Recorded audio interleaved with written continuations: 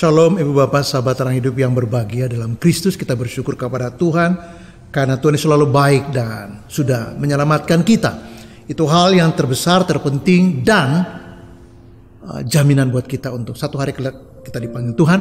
Kita punya tempat yang pasti di sorga. Hari ini kita bahas satu tema penting adalah Tuhan memanggil kita untuk memberitakan Injil, bukan menjelekkan agama orang.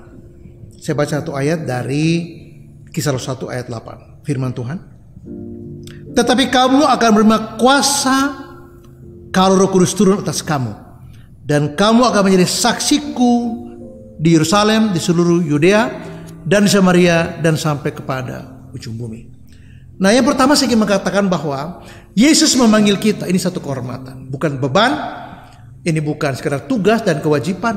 Ini adalah kehormatan dan kepercayaan kasih Tuhan buat Anda dan saya. Kita tidak memenuhi syarat, tapi Tuhan menempatkan kita menjadi rekan sekerjanya. Ini kehormatan. Siapa yang bisa menjadi rekan sekerja Allah? Tetapi ketika Tuhan memutuskan, memilih kita untuk menjadi rekan sekerja Allah, untuk memberitakan Injilnya, maka ini satu kehormatan dan bukan sebuah beban. Ini bukan tugas dan sekadar kewajiban sebagai orang Kristen, tapi ini beban hidup, panggilan hidup yang tertinggi yang bisa diberikan Yesus kepada kita untuk kehormatan menjadi rekan sekerjanya. Dan poinnya adalah kita beritakan Injil. Apa itu Injil sih? Sederhananya adalah Injil adalah tentang Yesus yang mati dan bangkit pada hari yang ketiga. Itu kerigma gereja mula-mula. Itu berita utama dari gereja mula-mula. Deviasi yang lain itu pengembangannya. Ya, tetapi utama adalah seperti Paulus rumuskan di 1 Korintus, bahwa yang sangat penting dia telah sampaikan, yaitu bahwa Yesus telah mati untuk dosa kita sesuai dengan kitab suci, dan bahwa dia telah bangkit pada hari ketiga sesuai dengan kitab suci. Jadi pribadi dan karya Kristuslah, karya di atas kayu salib dan kebangkitan Yesus dari kematian pada hari ketiga, merupakan inti Injil yang harus kita kemas dengan baik untuk disampaikan kepada orang-orang yang belum mengenal Tuhan. Itu poin yang sangat penting dan bukan yang lain. Sebab begitu banyak orang yang kerjanya menghina agama orang, menghina kepercayaan orang, membanding-bandingkan, menjelek-jelekan. Wah, kamu mah nabi kamu nggak bener, ya. Kamu mah ajarannya ngaco, kamu mah ajarannya sesat. Jadi kerja kita nyesat-nyesatin orang. Tugas kita menghakimi orang. Tugas kita jelek-jelekan orang, diskreditkan orang, kritik orang, dan menertawakan keyakinan orang. Dan ini tidak benar. Tidak ada di satu catatan Alkitab di mana Yesus kita untuk jelek-jelekan agama orang, untuk celah-celah kepercayaan orang, untuk kritik habis-habisan, bahkan menertawakan, mempermalukan, dan merendahkan keyakinan orang. Dia punya keyakinan, biarlah. Dia punya iman, ya biarlah. Bukan ranah kita dan bukan urusan kita juga kali. Tapi urusan kita ialah menangkap pesan Yesus. Apa itu? Memberitakan pribadi dan karyanya. Pribadi Yesus dan karya kematiannya dan karya kebangkitan.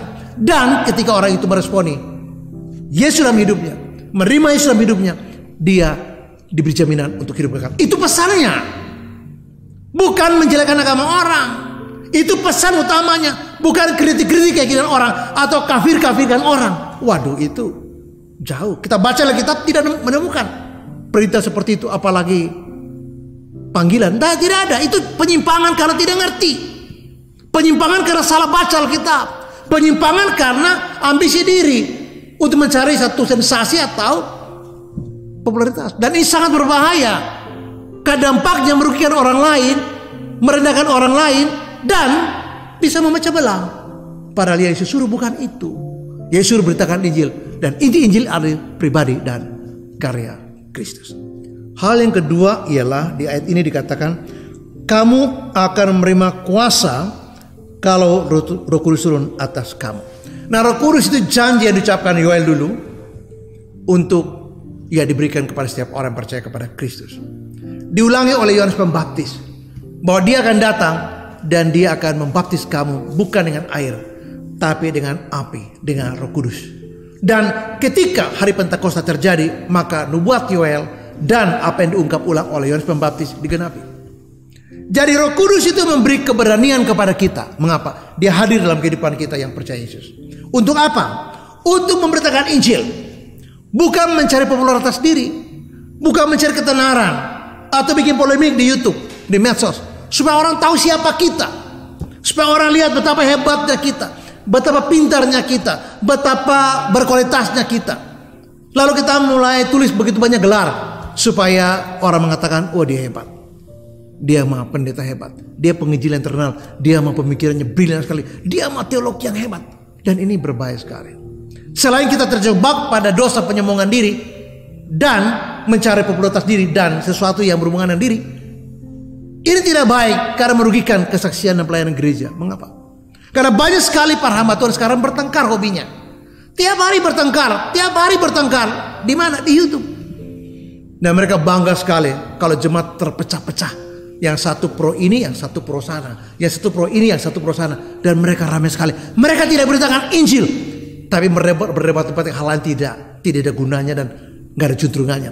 Tapi Roh Kudus diberikan kepada kita supaya kita dimampukan, diberi kuasa untuk apa? Bersaksi tentang Yesus. Kuasa untuk apa? Memberitakan Injil. Kuasa untuk apa? Menyatakan kasih, menyatakan damai. Kita membawa damai yang menghadirkan sukacita Yesus. Ketika keluarga bermasalah, bangsa ini bermasalah, banyak ketidakadilan, kita membawa damai, kita membawa sukacita, kita membawa jalan keluarnya, kita mendapat banyak sekali kebaikan, mendapat cinta kasih buat sesama. Dan itu ajaran Yesus. Bukan kita melakukan hal-hal yang bodoh lainnya, mencari popularitas, motivasi supaya subscriber naik, motivasi untuk uang. Dan orang berdebat soal uang. Yang satu ambil sumbangan buat si anu, yang satu lari kemana dan fitnah si siapa, yang satu mengatakan ini jelek dan sesat, dan begitu terusnya. Jadi kita lupa tugas utama kita, memberitakan Injil, yaitu pribadi yang karena Kristus, Yesus mati di kayu salib dan bangkit pada ketiga, dan siapa percaya kepada akan selamat. Bukan itu yang kita berikan, bukan kasih, bukan damai, sukacita, jalan keluar, kebaikan yang kita tebar, atau menebar cinta kasih bersama. Tapi hal-hal yang tidak masuk akal seperti itu, dan itu ramai. Dan ini mengerikan sekali. Tugas utama kita adalah ketika Roh Kudus hadir, dia memampukan kita untuk bersaksi tentang Yesus, menebar nilai-nilai Kristus bagi kehidupan kita, baik pribadi, keluarga, jemaat, dan juga bagi masyarakat dan bangsa kita tercinta Indonesia. Hal yang ketiga adalah musuh kita adalah dua. Satu dalam diri kita yang tidak komitmen atau tidak sadar panggilan utama kita. Dan untuk itu kita harus komitmen. Tapi yang kedua, musuh kita bukanlah manusia yang belum percaya.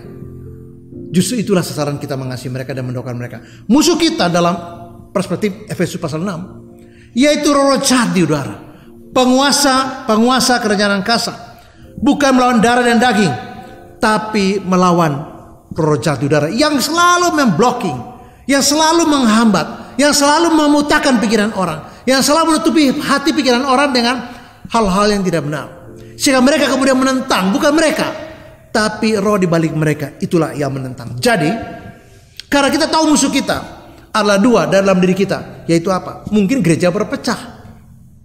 Mungkin gereja dipenuhi oleh ambisi orang tertentu. Bukan kerajaan Allah yang dibangun, tapi kerajaannya sendiri. Bahkan beberapa orang mencuri uang yang disumbang untuk orang lain, mengambil barang yang bukan miliknya untuk pelayanan, untuk kesenangan dia, membeli mobil, ganti handphone, beli rumah, dan sebagainya, dan sebagainya. Itu musuh kita, yaitu internal diri kita. Kita harus siap karena kita dipanggil. Kita harus siap menjadi saksi Kristus. Kita siap memberitakan Injil di mana hidup kita bagian dari berita kita, yaitu kita hidup, kata Paulus, sepadan dengan Injil. Supaya ketika kita memberitakan Injil, orang melihat bahwa kita pun hidup sesuai dengan Injil yang kita beritakan. Jangan ada disparitas antara penginjilan kita, antara berita kita di pemberita. Sebagai pemberita, kita harus sinkron dan sepadan dengan berita kita. Jadi orang tidak melihat ada dua yang berbeda antara beritanya dan antara kita pemberita. Jadi antara pemberita dan yang memberitakan itu adalah sama. Jadi berita kita dan kita itu harus sejajar. Dan dalam hal itulah kita harus membereskan kalau ada motif yang tidak baik. Sebab kalau orang melihat kita hidup bertentangan dengan berita kita, bagaimana orang percaya yang ada malah kita dihina dan dipermalukan. Tapi dari luar kita harus siap untuk berdoa. Karena musuh kita ialah bukanlah darah dan daging, kata Paulus. Dalam Efesus 6 ayat yang ke-10 sampai ke-20.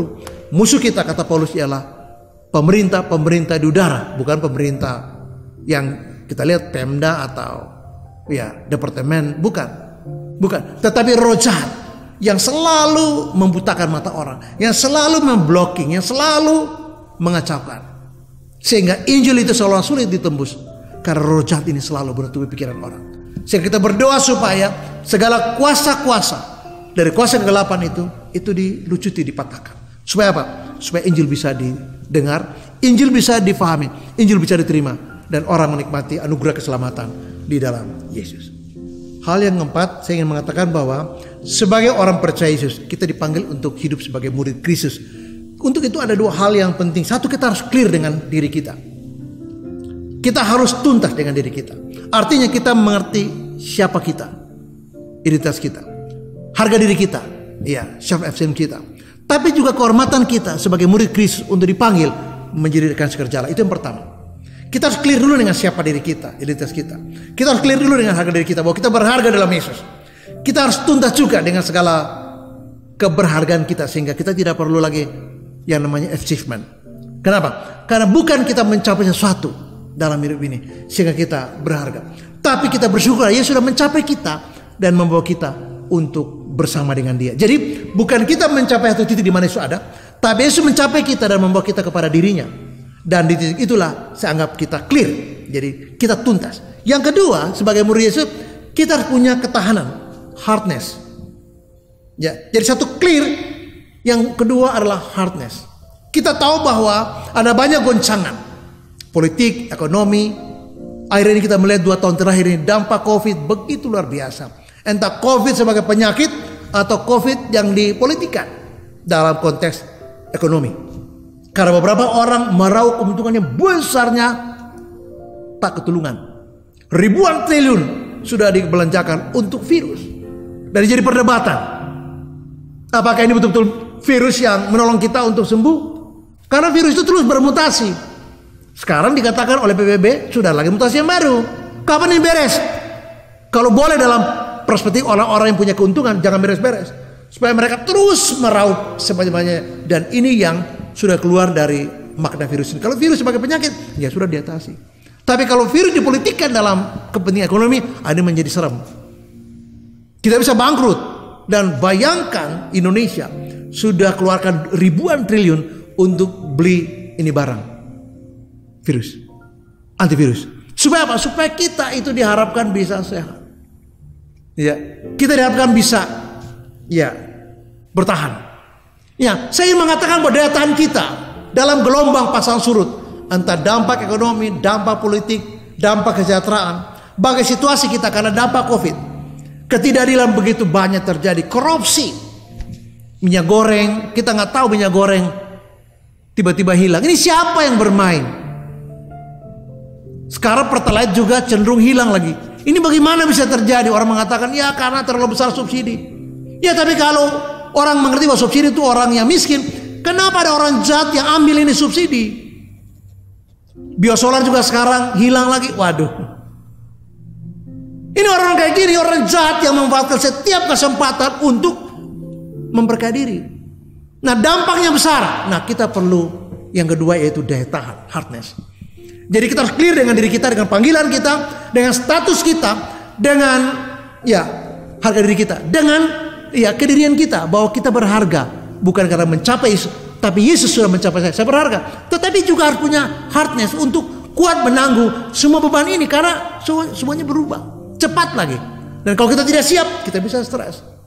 Kita perlu dukungan dari orang-orang untuk kita bisa tetap memberitakan Injil. Kita butuh dukungan dari gereja untuk kita memberitakan Injil. Bahkan Yesus berdoa murid-murid supaya mereka bersatu agar mereka bisa bersaksi bagi dunia ini. Nah, kita bukan hanya mengerti bahwa kita dipanggil menjadi pemberita Injil, tapi kita harus clear dengan diri kita.